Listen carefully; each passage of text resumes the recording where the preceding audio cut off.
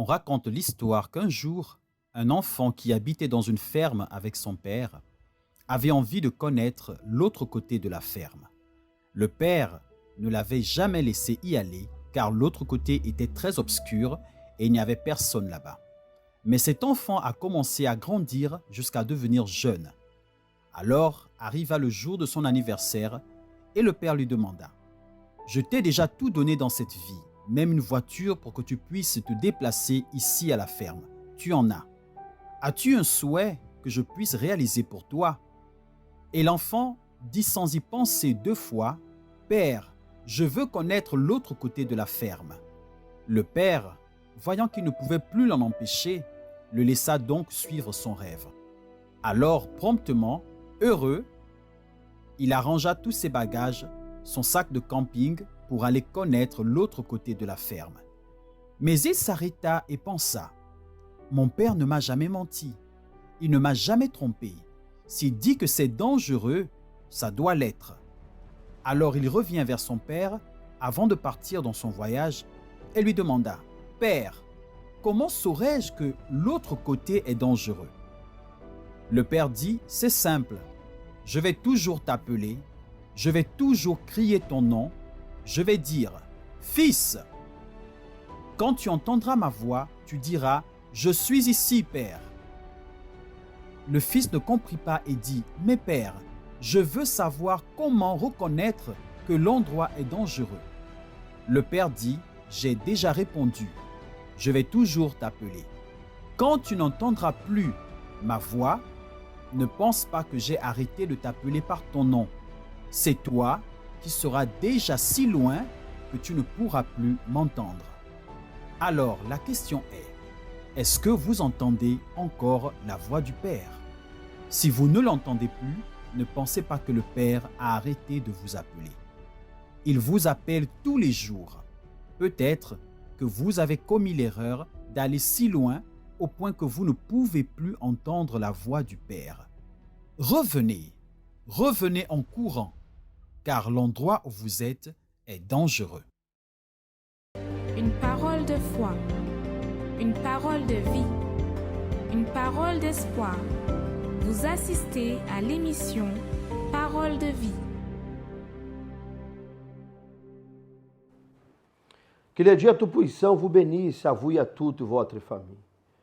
Nous venons d'accompagner cette histoire et qui en réalité, c'est l'histoire de tant de personnes qui parfois elles-mêmes doutent et elles se posent des questions en disant: est-ce que Dieu existe véritablement? Est-ce que Dieu est capable de changer mon histoire, de changer ma vie? Bien sûr que Dieu existe, mais vous savez, si vous êtes loin et que Dieu vous appelle, que le Père vous appelle, comment allez-vous entendre sa voix? Il va falloir s'approcher de lui. C'est pour cela que dans cette émission Parole de vie, j'aimerais inviter à tous ceux et celles qui m'accompagnent d'être avec nous ce vendredi à l'Église universelle du Royaume de Dieu. Être avec nous ici. Nous sommes situés ici, avenue de Comté, derrière l'hôpital général. La façade de notre église, elle est là. Mais nous avons nos églises un peu partout ici, au Gabon. Et vous pouvez, ce vendredi, participer à la grande prière de délivrance spirituelle que nous avons nommée le pain de la révélation. Peut-être la souffrance que vous endurez, c'est dur à un problème spirituel, caché. Et tant que ce problème il sera caché, la personne va souffrir. Peut-être vous avez déjà cherché le côté mystique, vous avez déjà crié à l'aide et vous n'avez pas été encore répondu. Peut-être vous avez déjà demandé conseil à quelqu'un de la famille un proche, un collègue de travail. Et chaque personne, bien sûr, avec la volonté de vouloir vous aider, chacun essaie de donner une recette différente ou un conseil différent. Et à la fin, aucun résultat. Et je voulais lancer un défi avec vous, vous qui me regardez, vous qui ne dormez pas pendant la nuit, vous qui vivez une vie de tourment, une vie divisée, une vie si compliquée. Je voulais vous inviter à être avec nous ce vendredi. Je répète les horaires, 6 heures du matin, à midi, à 15 heures et aussi à 18h30. Vous avez besoin d'un conseil, vous avez besoin de parler avec nous. Nous serons à votre disposition. Nous serons ici pour pouvoir vous montrer que l'époque de la délivrance, elle est toujours actuelle et que Dieu est capable de vous délivrer de n'importe quel problème que vous vivez dans votre vie, le problème spirituel. Je répète, hein, vous avez besoin d'aide, d'un conseil, il y aura une équipe de pasteurs qui seront ici prêts toute la journée, du matin jusqu'au soir, pour vous recevoir, pour prier pour vous et pour vous montrer qu'il y a toujours une solution à votre problème. Vous allez acompanher une petite vidéo qui parle l'histoire de Jésus, au moment qu'il était à table avec Judas et qu'il a donné à Judas le pain qui était un peu mouillé dans le jus de raisin, dans le vin à l'époque, bien sûr, et qu'il a donné à Judas. Et Judas, à ce moment qu'il a mangé, a été révélé le problème qui était en lui. Et ce vendredi, nous allons faire la même chose, afin que le mal soit révélé. Une fois qu'il sera révélé, alors vous serez délivrés de cette situation. Acompanhez.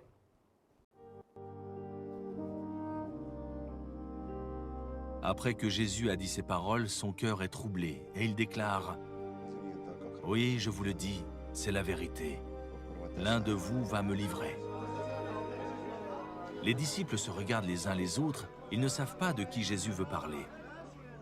L'un des disciples, celui que Jésus aime, est assis à côté de Jésus. Simon-Pierre fait un geste pour dire à ce disciple « Demande à Jésus de qui il parle. » Alors le disciple se penche vers Jésus et il lui demande « Seigneur, qui est-ce » Jésus lui répond « Je vais tremper dans le plat un morceau de pain. Celui à qui je vais donner le morceau, c'est lui qui va me livrer. »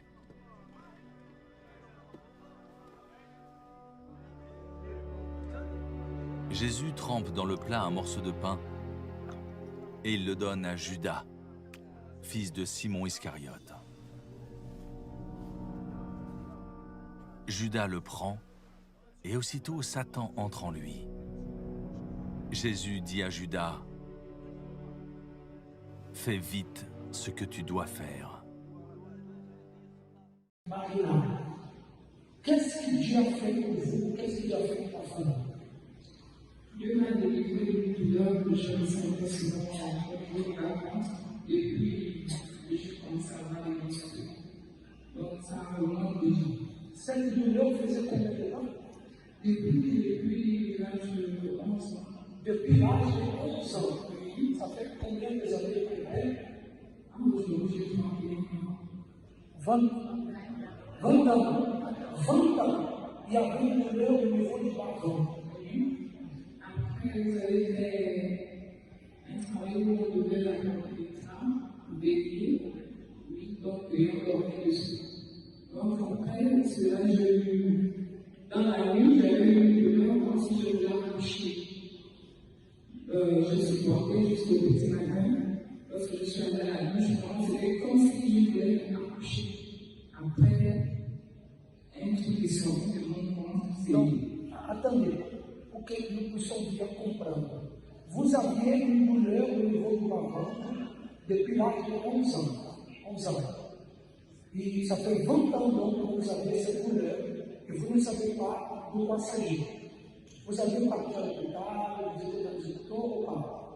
Non, et pas parce que j'ai une soeur qui travaille dans ce domaine, donc elle apporte souvent les anciens trajectoires. Et ce problème est accompagné pendant 20 ans et vous ne savez pas de quoi s'agir. Donc un jour que nous avons béni les draps, vous avez utilisé les draps, n'est-ce pas? Et quand vous êtes dessus, vous avez mal au ventre, et qu'est-ce qui s'est passé? C'est sorti de ça. Il y a une truc qui est sorti de moi. Montrez-la, montrez-la. Je vais montrer ici. Regarde ce qui est sorti d'elle. Quelque chose qui lui faisait mal depuis 20 ans. Et depuis que cela est sorti de toi, comment ça va? C'est sorti, ça fait combien de temps?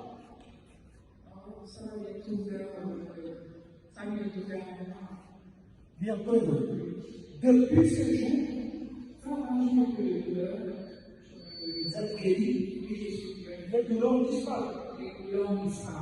Après 20 ans de souffrance, aujourd'hui vous êtes guéri. Qui a fait ça? Acclamez Jésus-Christ.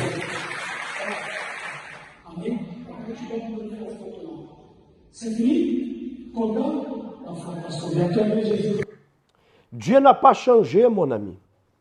Dieu n'a pas changé. Il est écrit dans le livre de Malachie, je suis l'Éternel et je ne change pas. Il n'a pas changé. Il veut aussi opérer dans votre vie les miracles. 20 ans que cette femme, elle souffert de douleurs. Et je peux imaginer qu'elle a parcouru un peu partout. Mais tant que le problème ne se révélait pas, n'a pas sorti, elle continuait dans la souffrance. Une fois qu'elle a reçu la prière, une fois qu'elle a mis sa foi en action, en pratique, là oui, le problème a été révélé, il est sorti. Une fois que le problème est sorti, aujourd'hui nous voyons que cette dame, elle est complètement bénie, heureuse, bien sûr. Il n'a plus de douleur dans le ventre. 20 ans, vous pouvez imaginer, 20 ans qu'elle sentait une douleur. 20 ans qu'elle parcourait un peu partout sans trouver la solution. Mais Dieu est la solution. Vendredi, 6h30 du matin, midi, 15h et aussi à 18h30, la grande prière de délivrance spirituelle. Accompagnez le témoignage de ce jeune homme qui a été guéri aussi, lui aussi qui avait un problème au niveau de sa santé, mais à travers sa foi, il a été libéré de cette douleur, de la maladie qu'il avait. Accompagnez ce témoignage. J'étais une personne beaucoup malade parce que j'étais atteint de la tuberculose. Cette maladie, elle était héréditaire dans ma famille. Bonjour, je me prénomme Vaobien Charles Rance. Avant d'arriver à l'église universelle, j'étais une personne qui était atteinte d'une grande maladie, une grave maladie. Et cette maladie, je l'ai eu en classe de CM2. C'était une maladie qui était héréditaire dans ma famille. J'étais atteint de la tuberculose. Et à travers ma vie, ça n'allait pas parce que j'étais beaucoup malade. Et la deuxième fois que j'ai eu atteint encore cette maladie, c'était en classe de 3e. Et là, c'était vraiment au 3e degré parce que quand je toussais, je crachais du sang. Et par rapport à cela, ma vie, ça n'avançait pas parce que je me rappelle toujours que ma mère était obligée de me porter par le dos pour m'amener à l'hôpital parce que j'étais rejeté par la famille. Il y avait des personnes qui disaient non, il ne faut pas vous approcher de lui parce qu'il a une maladie contamineuse. Et ce qui faisait que toute la famille ne m'approchait pas. Mais si je n'avais pas ma mère qui me prenait, qui m'amenait à l'hôpital, donc c'est à partir de là que je suis venu maintenant ici à l'église. En venant à l'église, j'ai trouvé une chaîne de prière qu'on faisait les mardis et les vendredis. À travers ces chaînes de prière, j'ai commencé à suivre les chaînes de prière et j'ai commencé à remarquer que ma vie a commencé à changer. Cette maladie qui était en moi, ça a commencé à changer. Et je me rappelle, les ouvriers qui m'avaient amené à l'église, nous partions évangéliser, un jour, je l'avais dit, je me sens pas bien parce que j'ai le vertige. À un moment, depuis que je continue à prendre ces médicaments parce que j'avais un traitement de 7 mois et Chaque jour, je devais aller faire une piqûre parce qu'on m'avait dit de faire 60 piqûres. Donc, j'avais au plus un mois et quelques jours. Parce que chaque jour, chaque matin, très tôt le matin, je devais aller en Kengo pour faire une piqûre. Et j'avais dit à cet ouvrier que je ne me sens pas bien depuis que je levé à tige. Le jour, l'ouvrier m'a dit, ah, peut-être que tu n'es plus malade. C'est mieux que tu es à l'hôpital pour aller faire les derniers examens parce que tu peux peut-être avoir une autre maladie à travers de ces médicaments. C'est comme ça que je suis allé à l'hôpital et en allant à l'hôpital, le médecin m'a dit que non, tu n'es plus malade, on a fait les derniers examens. Il m'a dit que si tu continues même à prendre ces médicaments, peut-être que tu devais trouver une autre maladie, tu devais peut-être mourir. Et maintenant aussi, j'étais aussi une personne avant beaucoup, une personne qui avait beaucoup de rancune envers lui-même parce que j'avais beaucoup de choses dans mon cœur, parce que j'ai subi une enfance de maltraitance, j'ai été beaucoup maltraité. Et dans cette maltraitance, j'étais une personne que je peux me voir peut-être devant les autres, que je souris, mais à l'intérieur, moi, ça n'allait pas parce que il y avait des moments, je dormais à la rue, je voyais des voitures garées, je dors à l'intérieur parce que j'ai subi une maltraitance. Et en venant à l'église, j'étais aussi comme ça parce que j'étais une personne, je n'aimais pas trop parler. J'étais toujours de mon coin parce que j'avais beaucoup de choses en moi que j'ai gardées dans mon intérieur. Et à travers de l'homme de Dieu que j'ai trouvé à l'église universelle, il a commencé à m'aider. Il a commencé à faire que je commence à me libérer et que je donne ma vie entre les mains de Dieu. Et à travers cela aussi, j'avais aussi une vie qui n'allait pas parce que dans ma vie financière, dans mes études, j'avais tout complètement arrêté. Et c'est à travers d'une campagne d'Israël, j'ai pris la décision de déposer le tout sur l'autel de Dieu. Et quand j'ai déposé sur l'autel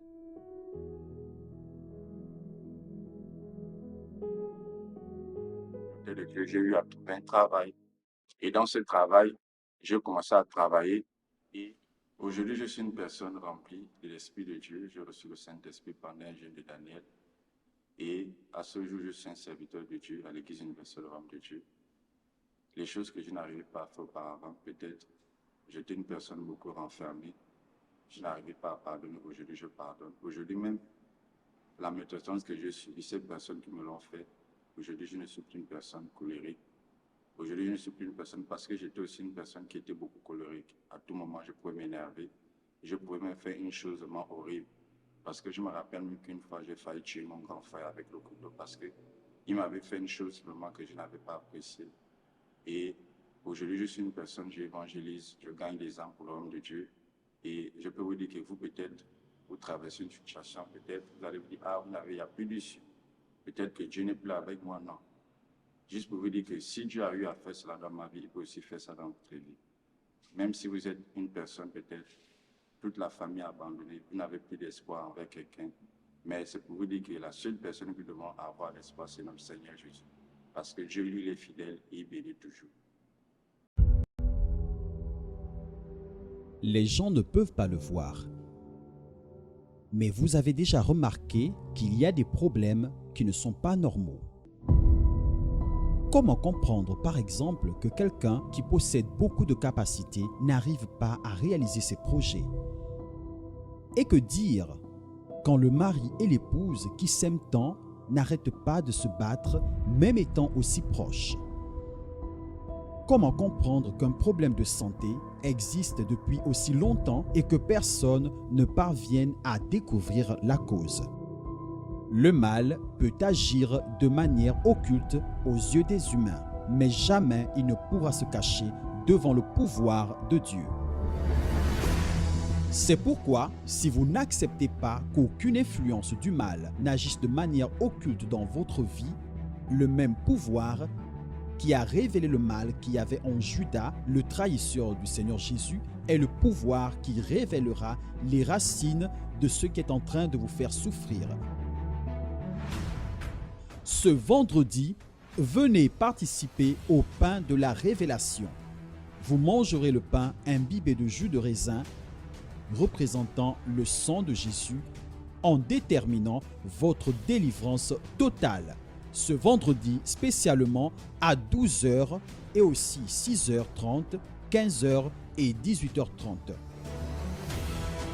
À l'église universelle du Royaume de Dieu située au rond-point de l'avenue de Pointé derrière l'hôpital général.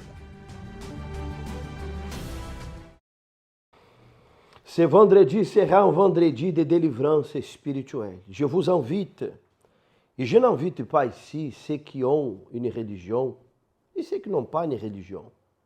L'invitation est à tous ceux qui veulent être délivrés. L'invitation, c'est à vous, mon ami.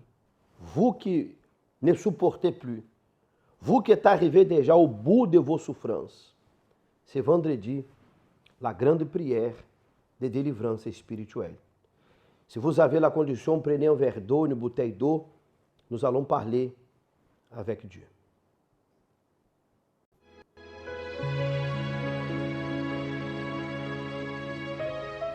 La prière est le lien qui nous unit à Dieu. À travers elle, nous nous libérons des chaînes qui nous emprisonnent, de la mort qui nous persécute, et nous trouvons la véritable raison de vivre. C'est le moment de la prière. Nous allons parler avec Dieu. Seigneur Dieu Tout-Puissant, mon Père, il est écrit dans ta parole que tous ceux qui invoquent le nom du Seigneur seront sauvés. E nous invoquons ton nom en cet instant. Sauve cette personne, mon Dieu, de ces problèmes auxquels elle traverse en cet instant. Sauve cette personne de cette douleur, de cette maladie incurable. Sauve cette personne, Seigneur, de ces malheurs. Mon Dieu, de toutes sortes d'oppression, de dépression. Enlève, Seigneur, le poids de la souffrance qui se trouve dans la vie de cet homme et cette femme. Envoie tes anges, visite, oh Dieu, celles qui se trouvent à l'hôpital, dans une prison. Seigneur, et lorsque je parle d'une prison, il ne s'agit pas d'une prison physique seulement, mais peut-être une prison spirituelle, Seigneur. Des personnes qui sont prisonnières d'un cauchemar, d'une jalousie, d'une malédiction, de la poisse. Mais que ces personnes soient délivrées en cet instant. Soyez bénis. Recevez la bénédiction pour vous et pour toute votre famille. Recevez la force de Dieu, la joie, la paix. Dieu est avec vous. Et il va vous aider à sortir de cette situation difficile que vous traversez en ce moment. Recevez la victoire, recevez la vie, recevez la paix. Mon Dieu, que le verre d'eau, la bouteille d'eau soit sanctifiée, consacrée. Et lorsque cette personne boira un peu de cette eau, qu'elle soit bénie au nom du Seigneur Jésus. Amen et grâce à Dieu. Dieu est avec vous, mon ami. Le Seigneur, Dieu Tout-Puissant, il est avec vous, là où vous êtes en cet instant. Recevez la force de Dieu. Et ne manquez pas ce vendredi la grande prière spéciale que nous aurons pour la délivrance spirituelle. Nous terminons ici notre participation. Vous allez voir ce qui se passe chaque dimanche ici à l'Église universelle du Royaume de Dieu. Dieu vous bénisse. Au revoir. On commence à toucher dans le sang de cette personne, que son sang soit purifié, que son sang soit purifié, que le miracle s'opère dans sa santé, que le miracle s'opère dans son sang, que le miracle s'opère dans son ventre, Seigneur.